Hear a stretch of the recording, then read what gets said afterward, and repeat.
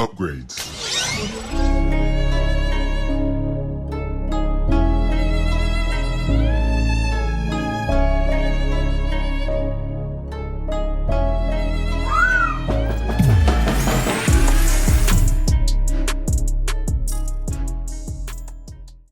Hey, what's going on there, everybody? It's Samuel Leg here representing TeamJVS, here to give you guys another movie review. This is from Netflix, but this is the first in the line of this amazing franchise that I'm talking about, Idris Elba's Luther. Luther, The Fallen Son is the name of this film. It is on Netflix. It debuts on March the 10th, along with another show, which I just did a review for, which is Outlast. I want you to go and check out both of these because it's very different concepts, but both equally entertaining for different reasons. So this is starring Idris Elba, of course, as the main lead of John Luther.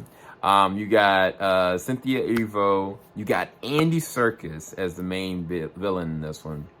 You got Dermot Coley back as Shank. You got Vincent Regan and a couple other surprises that I'm not going to talk about. So the premise of this is basically, you know, Luther, of course, well, I'll talk about this movie, then I'll go back and talk about what Luther is about if you've never seen the show Luther, because it is one of the best crime dramas on BBC America, and just honestly in general. But DCI John Luther is kind of witnessing a small little case that kind of happens where a person is killed in the middle of the street, don't know why, but it seems like they were kind of lured in.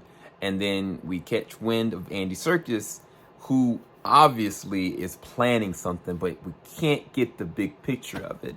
And by the time Luther is trying to investigate it, something happens, and now he is stuck in prison where this person in Andy Serkis is literally taking control of everything around the area of London. So the thing about Luther that is so good is the fact is that there's different levels of evil, villainy, crime, and Luther, because of his exposure to all these things, he's able to perceive when a person not only is lying, but also when a person is doing things that they shouldn't, or he's kind of reading between the lines of like, okay, I know what's kind of going on. He's just a great detective.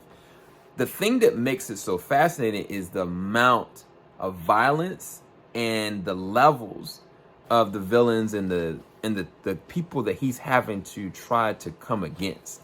Like, there are certain serial killers, certain people that change and do unseemly things. Like, he's been in a relationship that was ultimately destroyed because of a serial killer. And also in a relationship with an actual serial killer. Like, there's been things that have surrounded John Luther that honestly with certain people, it was just, they would just self-destruct. And because he's got such a strong character, he can't bring himself to just let go.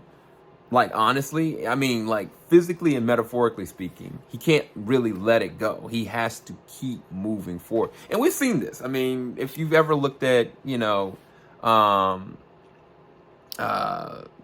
Mackey, Detective Mackey of The Shield, with Michael Chiflis.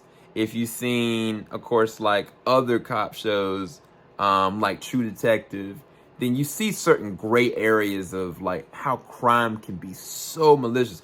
Like just recently, Under the Banner of Heaven with Andrew Garfield. Like there's levels to this, but every single episode, every single segment has like people that are just so malicious and messed up. And he's having to just bear it, grit it, and deal with the consequences and put his life on the line for it. The other thing that was interesting about Luther, if you don't know, he doesn't use a gun. Like, he'll use like a weapon, he'll go and try to take a gun from a person, but he doesn't believe in killing. He doesn't believe in just murdering people. But will he do things to cut corners? Yes. Will he lie and cheat, manipulate, set people up?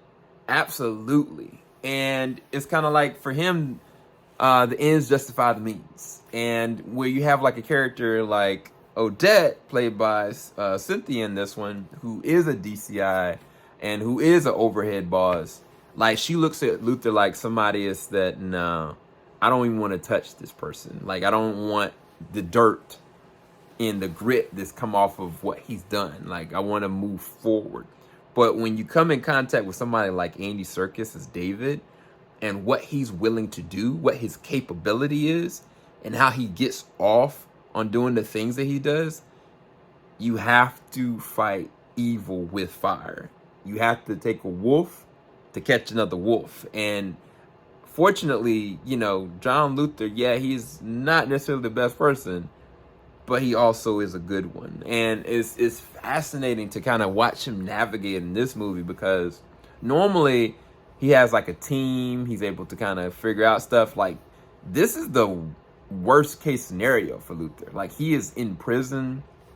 He has no outside resources. There's been times where people have kind of like, you know, pegged him as being the bad guy. People have come after him. He's been set up before, but not to this level. And also, not only dealing with the levels of how bad it is for him, but what the capability of Andy Serkis. Andy Serkis, first off, is one of the best actors, period. Like, not just in motion capture. Like, he is a dynamic actor.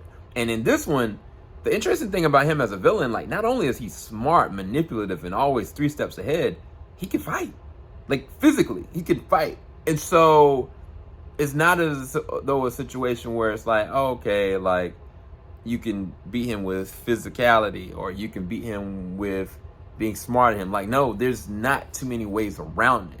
And it's taking every level of Luther to try to figure out what to do, but also he's going to have to seek out help, which is, of course, where Martin Shank kind of comes into play with this one, which I love his character.